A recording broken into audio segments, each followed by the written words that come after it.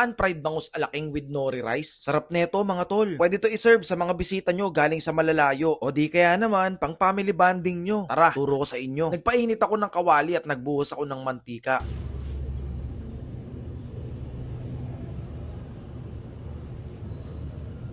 Meron ako ditong isang buong boneless bangus na hinati sa dalawa at dito ko na siya isinalang.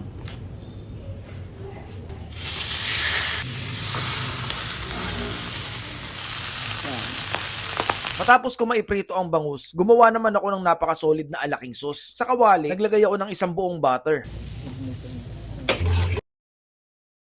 At nang malusaw na, inilagay ko na din yung carrot na hiniwa ko sa maliliit. At nung luto na yung carrot, naglagay ako ng 3 cup ng harina.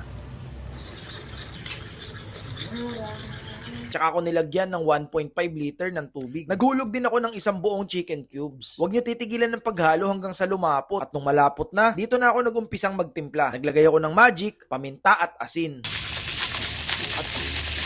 At pag safe na sa'yo ang lasa, tsaka mo lagyan ng all-purpose cream.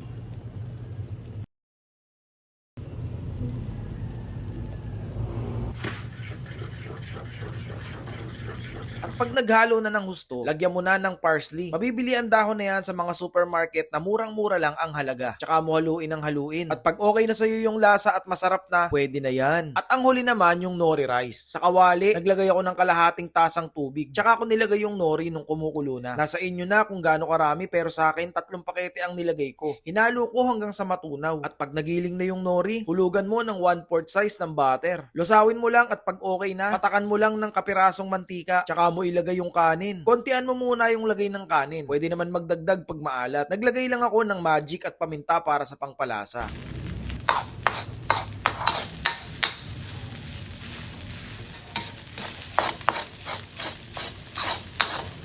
Pag masarap na sa panlasa mo, gin na yan. Plating na tayo mga utol.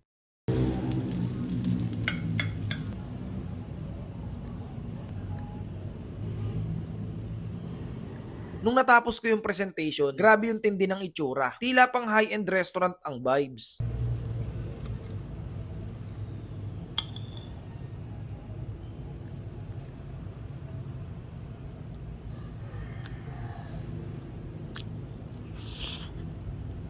At nung malasahan ko na, hindi lang din pala ang presentation ng pang high-end resto. Pati pala yung timplada. Napakasarap ng bangus na salt and pepper lang ang timpla. At yung complement ng alaking sauce at nori rice, grabe. Pwede na ipanglaban sa mga cooking contest. Buhat bangko no?